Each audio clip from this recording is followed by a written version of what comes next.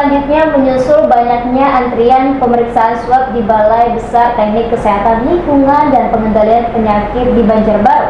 Hingga memakan waktu cukup lama, pemerintah Kota Banjarmasin berencana mengadakan alat PCR sendiri untuk mempercepat proses pemeriksaan swab tersebut. Ya, selain itu pula pemirsa akan memberhentikan sementara rapid test maupun uji swab yang selama ini dilakukan tim gugus tugas COVID-19 Kota Banjarmasin di sejumlah titik.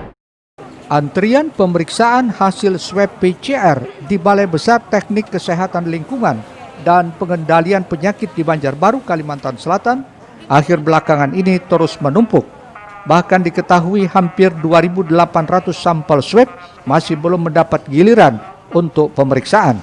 Ini lantaran sampel yang ada tidak hanya berasal dari Kalimantan Selatan, melainkan juga dari provinsi tetangga Kalimantan Tengah. Bahkan untuk Kota Banjarmasin sendiri, saat ini ada sekitar 500 sampel yang masuk daftar tunggu.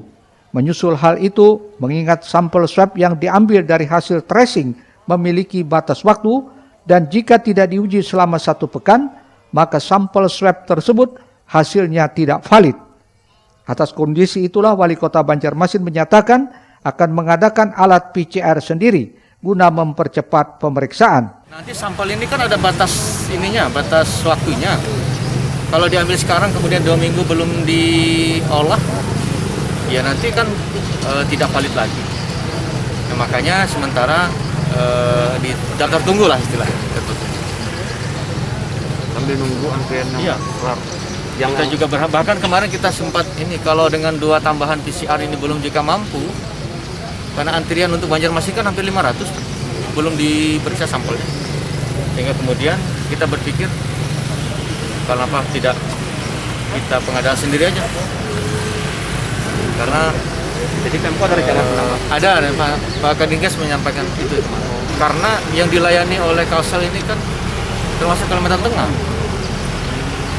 Nah, infonya sampai 2.800 sampel belum terperiksa.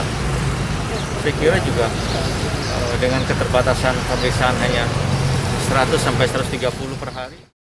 Selain itu juga akan memberhentikan sementara rapid test maupun uji swab yang selama ini dilakukan tim gugus tugas COVID-19 Kota Banjarmasin di sejumlah titik. Muhail, Banjar TV.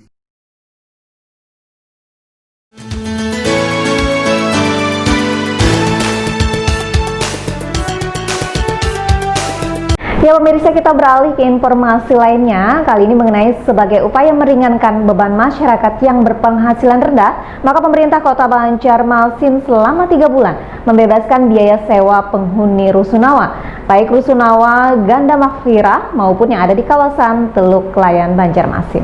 Juga pemirsa, biaya sewa tersebut sudah dibebaskan terhitung dari mulai bulan April, Mei, dan Juni 2020. Sebagai bentuk perhatian dan untuk meringankan beban masyarakat berpenghasilan rendah atau MBR, pemerintah Kota Banjarmasin ternyata telah menggratiskan biaya sewa kepada penghuni rusunawa yang ada di Kota Banjarmasin.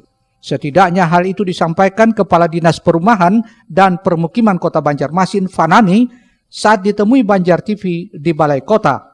Menurutnya dari 2 rusunawa yang ada di Ganda Makfirah dan yang di kawasan Teluk Layan Banjarmasin Selatan selama 3 bulan dibebaskan dari biaya sewa. Sebelumnya pembebasan biaya sewa itu atas usulan dari permintaan penghuni rusunawa yang saat ini turut terdampak COVID-19. Biaya sewa tersebut sudah dibebaskan mulai bulan April, Mei, dan Juni 2020. Kalau bulan ini berapa Pak potensinya Pak? Itu kan variasi.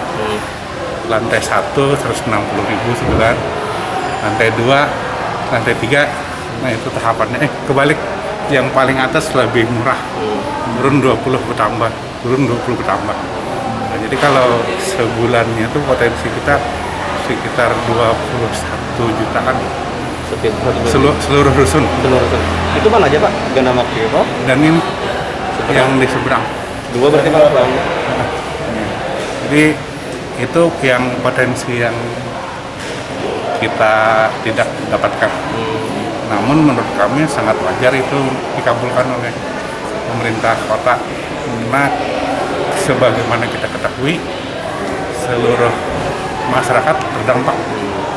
Nah, penghuni rusun ini kan mereka yang berpenghasilan rendah, MBR. Nah, secara otomatis mereka pun akan merasakan hal tersebut. Jadi sangat wajar kalau kita memberikan dukungan terhadap mereka. Lebih jauh, Fanani menjelaskan untuk tarif masing-masing kamar bervariasi, namun jika ditotal potensi dari hasil sewa untuk kedua rusunawa tersebut mencapai jumlah 21 juta rupiah. Muhail, Banjar TV.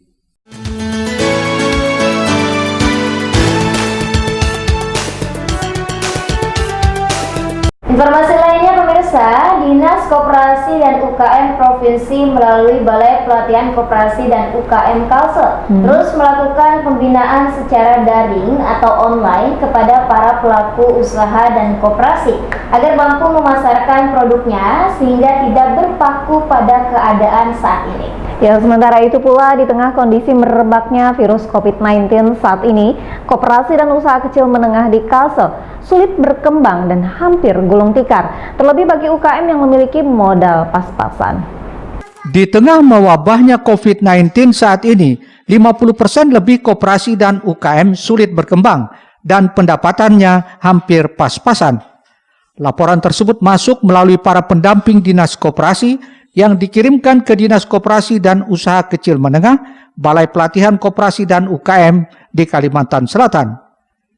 Menyusul laporan tersebut, Dinas Koperasi dan UKM Provinsi melalui Balai Pelatihan Koperasi dan UKM di Kalimantan Selatan terus melakukan pembinaan secara daring atau online kepada masing-masing pelaku usaha dan koperasi.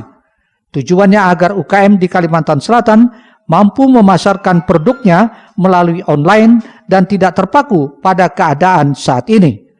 Setidaknya hal tersebut disampaikan Kasih Penyelenggara Koperasi dan UKM Kalimantan Selatan, Mas Dinah, kepada Banjar TV. Kami mengupayakan memberi motivasi kepada UKM dan koperasi untuk lebih sabar lagi, tabah lagi menghadapi keadaan yang seperti ini. Dan kita mendorong supaya mereka tetap berusaha sebagaimana mestinya, sebagaimana biasanya gitu.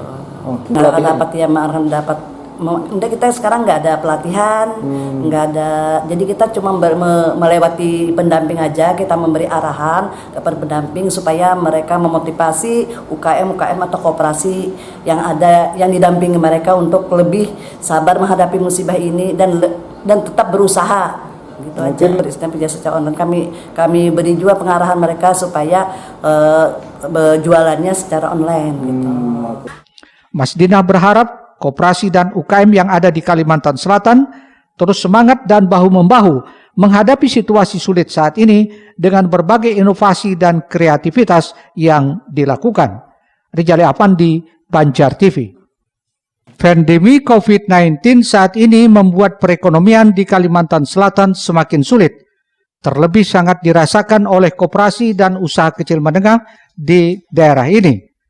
Diakui di tengah kondisi seperti ini, koperasi dan usaha kecil menengah sulit berkembang dan hampir gulung tikar. Terlebih bagi UKM yang memiliki modal pas-pasan. Setidaknya hal tersebut diungkapkan para pendamping koperasi dan usaha kecil menengah pada Dinas Koperasi dan UKM, Balai Pelatihan Koperasi dan UKM yang bertugas mendampingi usaha koperasi dan UKM yang ada di Kalimantan Selatan. Untuk saat ini bisa dibilang mengalami penurunan, tapi kalau untuk dikatakan gulung tikar nggak bisa dikatakan seperti itu juga. Kalau penurunan itu pasti kayaknya. Semua UKM mungkin sekarang lagi mengalami penurunan yang sangat drastis. Kita Mungkin sekitar berapa persen? 80-an dan 50% ya. 50% lebih mana? Rata-rata tuh daya beli masyarakat turun, kan sesuai keadaan sekarang, pendapatan kan susah juga. Yang ada kenaikan itu pas bulan puasa untuk kue-kue kering. Nah, UKM yang ulun damping kue kering itu meningkat di bulan Ramadan. Tapi untuk kayak sasirangan itu ada penurunan. Kan guru-guru libur. Artinya dirasakan sangat menurun ya Bu ya di tengah pandemi ini. Pihaknya berharap kondisi seperti ini segera berlalu. Karenanya terus berupaya memberikan semangat dan motivasi serta inovasi dalam mendampingi usaha koperasi dan UKM agar tetap eksis di tengah pandemi corona saat ini. Rijali Afandi, Banjar TV.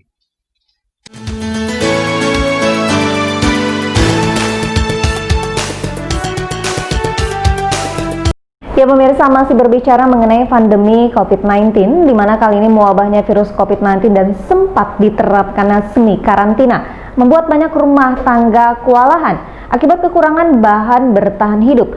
Namun berbeda dengan sebagian rumah di Desa Mekarjaya yang cukup sukses hadapi pandemi dengan pemberlakuan kampung tangguh. Juga pemirsa, guna menekan angka penularan COVID-19, Desa Mekarjaya turut menerapkan program kampung tangguh yang secara terpadu menyiapkan sejumlah langkah dalam menangani wabah virus corona. Inilah pekarangan rumah di Desa Mekarjaya di Kabupaten Tanah Bumbu, Selasa 9 Juni 2020. Perumahan warga terlihat asri dengan ragam tanaman yang dipelihara, mulai dari sayuran hingga buah-buahan. Semuanya terlihat segar saat kunjungan unsur Forum Komunikasi Pimpinan Kecamatan, yakni Kapolsek Angsana, Inspektur 1 Tony Haryono, yang juga dihadiri Wakapolres Tanah Bumbu, Komisaris Polisi Arif Prasetya. Program ketahanan pangan mandiri ini sukses digalakkan kepala desa dalam 2 bulan terakhir usai masuknya pandemi COVID-19, sehingga ia mendorong warganya mengurangi aktivitas di luar rumah dengan melakukan hal produktif di rumah masing-masing. Dan yang kami lakukan ketahanan pangan adalah ketahanan pangan keluarga yang pertama, untuk menginovasi bahwasanya penanganan cengkal-taga COVID-19 itu harus diam di rumah. Maka dengan diam di rumah, warga harus mempunyai kegiatan untuk ketahanan pangan keluarga, menanam sayur-sayuran yang sifatnya berskala kecil untuk kebutuhan rumah tangga. Inovasi juga terus dilakukan agar warga bisa mengembangkan pekarangannya lewat teknologi pertanian, sehingga tidak hanya bisa digunakan untuk bertahan hidup, melainkan juga menjadi sumber penghasilan tambahan. Dijualnya kemana? Ini kami jualnya kebetulan ada catering yang pesan setiap 2 minggu sekali. Seminggu 2 kali. Tapi kalau tetangga beli boleh kan? Siap. Dikasih malah. Semuanya dikasih aja Pak.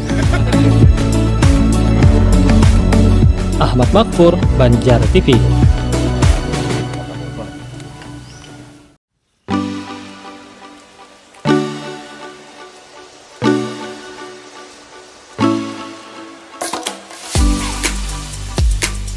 Inilah rumah karantina mandiri yang disiapkan pemerintah Desa Mekarjaya di Kabupaten Tanah Bumbu dalam menangani wabah virus corona.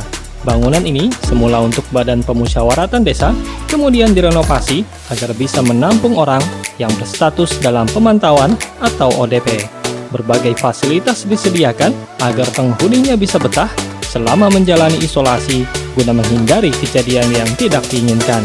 Di antara layanan yang diberikan, penyediaan makanan dan minuman lewat dapur umum yang dipantau Forum Komunikasi Pimpinan Kecamatan, termasuk Kepala Kepolisian Sektor Angsana, Inspektur 1 Tony Haryono, dan dihadiri langsung Wakapolres Tanah Bumbu, Komisaris Polisi Arif Prasetya, Selasa 9 Juni 2020.